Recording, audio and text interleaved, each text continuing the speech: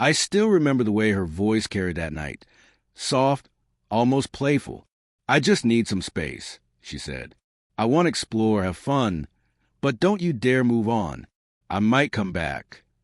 There was a hidden edge to her words, a smile masking the blade.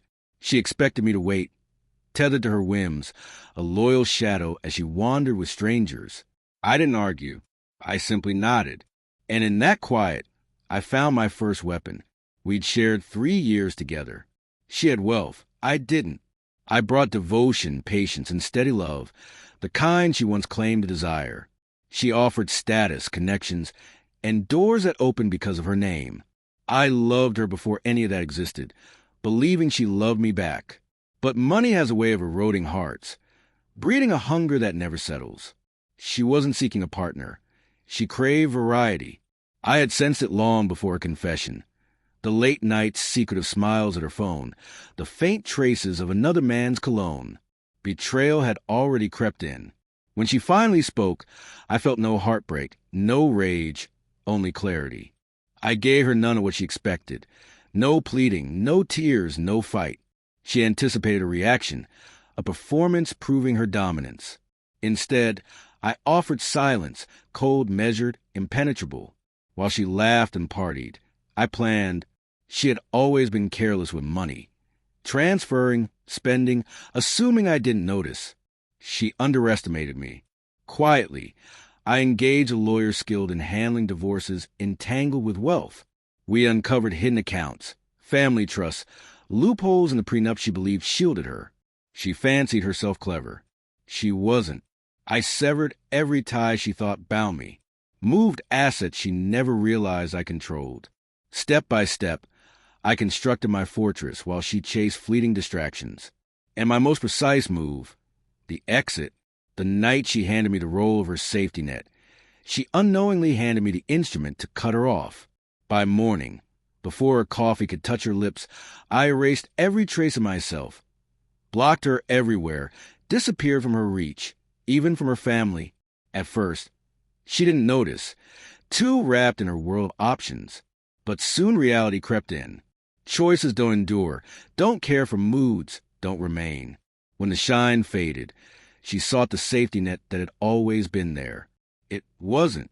The comfort she once commanded turned sharp, suffocating. Panic rose in waves. A mutual friend's message, then another. She appeared at my old apartment, called my workplace, reached out to my lawyer. Every effort to reclaim me ended in emptiness. The collision came on a gray, rainy day.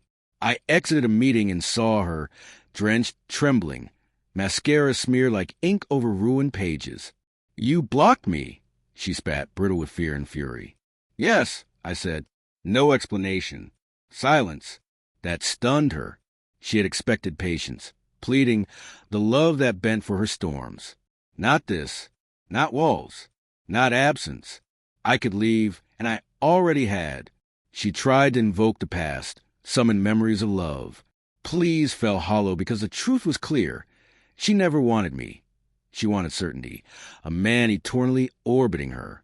That man was gone. My revenge wasn't chaos or spectacle. It was precise, surgical. I left her the hollow she carved while I thrived in freedom. She assumed I'd never claim. Her family and friends tried to shame me, to tether me back. I ignored them. Real revenge isn't loud. Its disappearance so complete that the betrayer suffocates in their own emptiness. Weeks later, divorce papers arrived. She believed I'd never act, that my pride was chained to her whims. Instead, I left quietly, taking what she had sworn I'd never touch. Her desperation boiled into rage. Over money, control, story, power.